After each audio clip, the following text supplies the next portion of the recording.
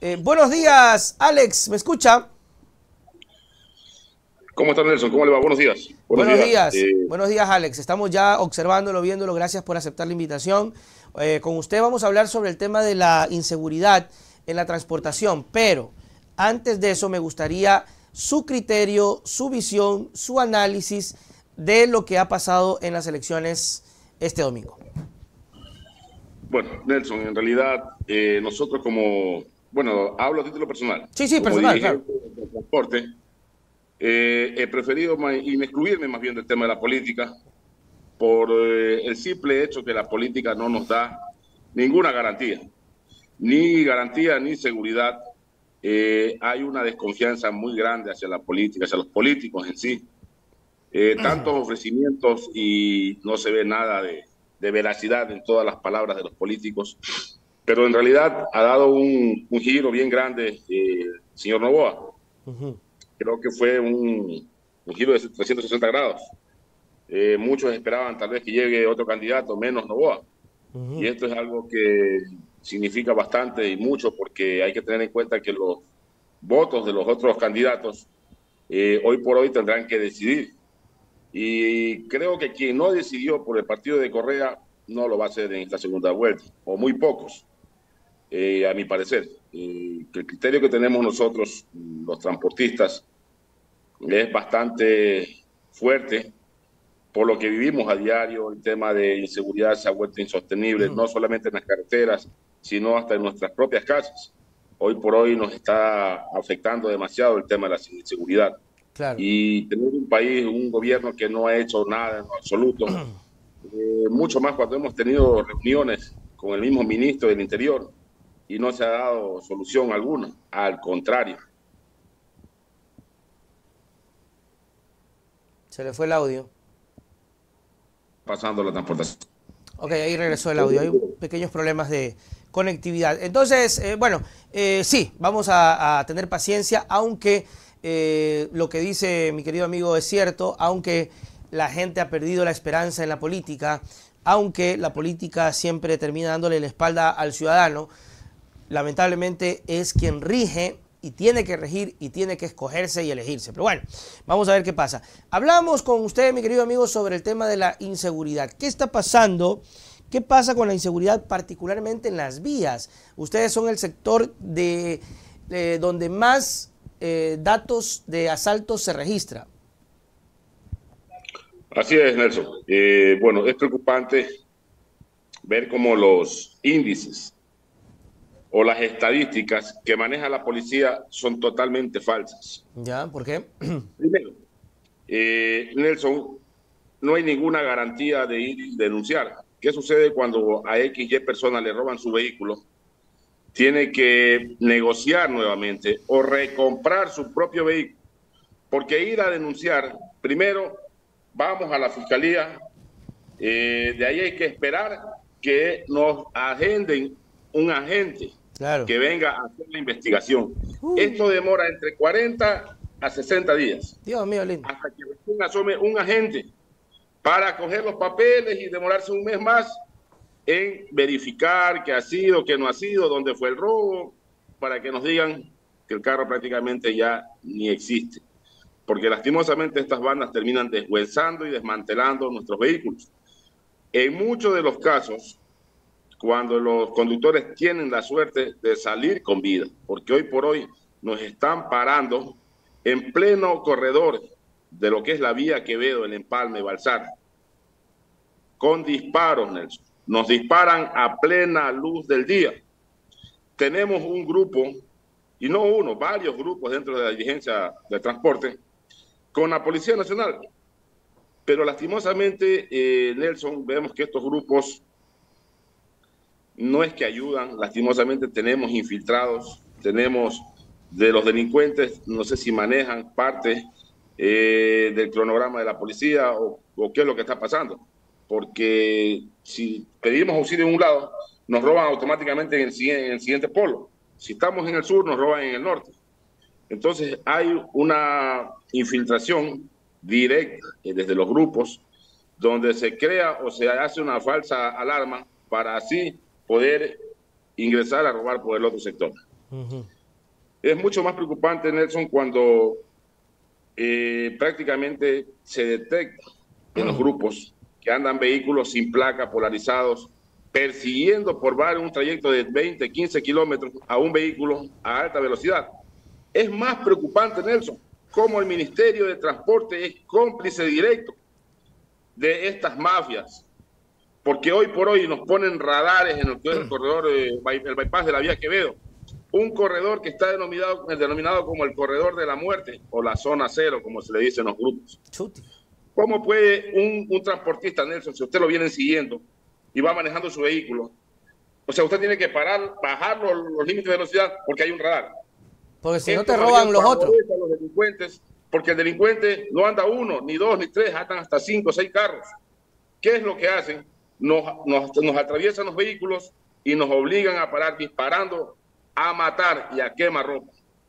Lastimosamente, Nelson, nosotros lo hemos pedido al ANT que se nos devuelva una de las herramientas que teníamos de defensa, que es el zumba burro o el guardachoque delantero que teníamos los camiones. Ya. Que en esto, en algo, daba seguridad. ¿Cómo es? Perdóname, Alex, ¿cómo es eso? Anteriormente había una especie como de tubos en la parte de delante del vehículo. Ajá. Que te daba la seguridad de que tú podías impactar algo y no te iba a lastimar las piernas. Los vehículos de hoy por hoy, hablemos los carros ñatos, Ya. si tú te impactas, automáticamente ingresa el golpe a tus piernas, porque las piernas de frente. Entonces tú no puedes darte el lujo de chocar a alguien, porque puede ser que tú salgas con las piernas quebradas o más bien termines entregando tu mercadería, porque lo que cuidamos los transportistas es la mercadería que estamos llevando. En muchos de los casos tenemos que firmar contratos en los que nosotros nos hacemos responsables de transportar la carga y que la carga llegue al 100% a su lugar de destino. Esto es algo que hacen los generadores de carga cuando son ellos los que deberían asegurar su carga y no lo están haciendo. Lastimosamente los seguros no cubren la carga. Los seguros hoy por hoy inclusive no nos quieren ni asegurar los vehículos por el alto índice de robos que tenemos. Claro, a diario se están robando 20 vehículos, Nelson. Alex, ¿cómo se diría? No sé cómo llamarlo, parachoque, lo que sea, ¿está prohibido?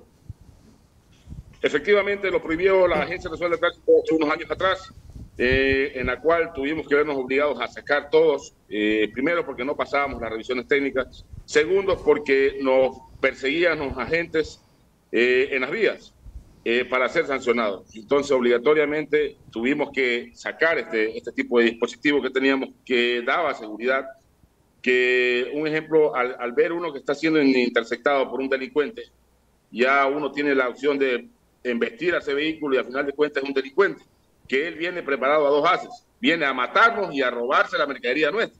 No le importa lo que tenga que hacer, cómo lo tenga que hacer, pero ellos vienen decididos a lo que vienen. Y lastimosamente nosotros estamos siendo presa fácil e indefensos en este caso de la delincuencia, en complicidad de las mismas autoridades. Chuti, es lo que te digo, Nelson, hoy por hoy nos están implementando más radares. Claro. Tenemos unos agentes de control que están favoreciendo directamente a los delincuentes. Hace varios días, Nelson, me llama un compañero, don Luis Gualavicí, ¿ya? Que los señores de la CTE le paran en el puente del río Macul a las 5:55 de la tarde, una de las horas más peligrosas cuando los delincuentes están cazando como buitres a ver un vehículo que esté o que vaya a velocidades bajas para poder interceptar y robar. Un tráiler que va con 700 quintales de fertilizante. No hay una grúa que lo pueda enganchar. No hay una grúa que lo pueda alzar y llevar al centro de retención. Lastimosamente me llama el conductor y le digo, vea, salga de esa vía, busque una gasolinera, que yo llamo al comandante de la CTE y le paso la información para que mande a verificar y se lo sancione donde tiene que ser.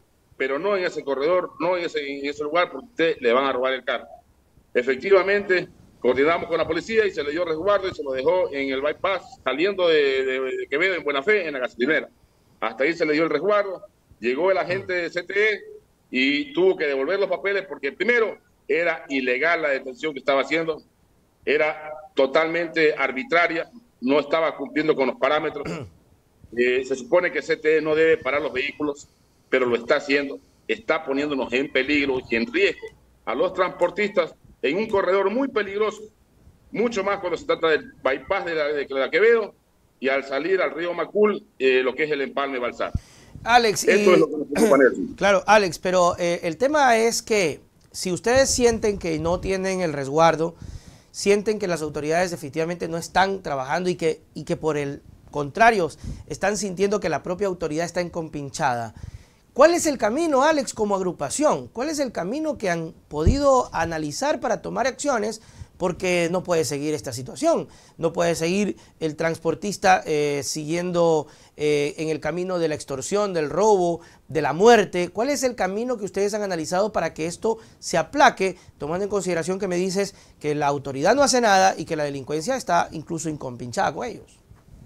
Nelson, hemos tomado la opción de hacer convoys entre nosotros, pero lastimosamente los convoys son desarmados. En este caso, los delincuentes tienen la audacia, se podría decir, de meterse en la fila de convoys y comenzar a disparar. Al momento que disparan, lógicamente, creo que ni tú ni yo, siendo que estemos en ese momento, vamos a ver la necesidad de querer salir pavoridos. Claro, obvio.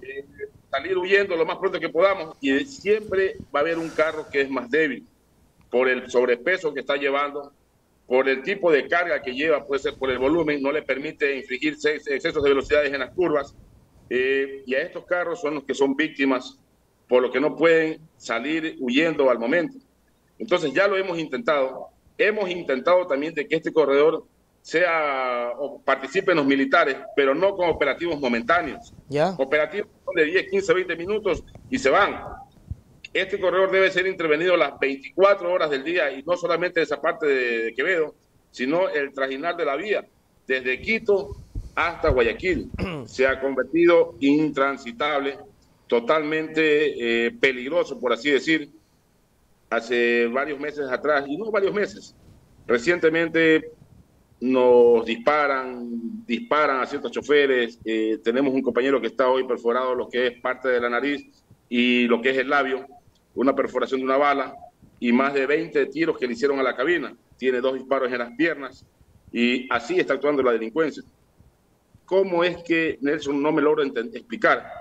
Si hay tantos delincuentes, no hay detenidos por armas, vehículos que están sin placas, con polarizados, y siempre nos mandan en los grupos la foto de los policías como que son modelos, pero nunca podemos palpar que haya un detenido. Más preocupante, ¿de qué sirve que se los detenga si los jueces y fiscales en cuestión de minutos los acaban de liberar? Entonces, el trabajo de la policía queda prácticamente en el aire o en la nada. Es lo que no nos cabe en la cabeza, Nelson, cuando se ha encontrado, y nosotros, por nuestra propia cuenta, tenemos que ir a rescatar nuestros carros, sabiendo que están en tal lugar, en tal sitio, porque entonces nos toca hacer de investigadores, nos toca pagar a otras bandas para que nos den información. A eso nos toca ayudar.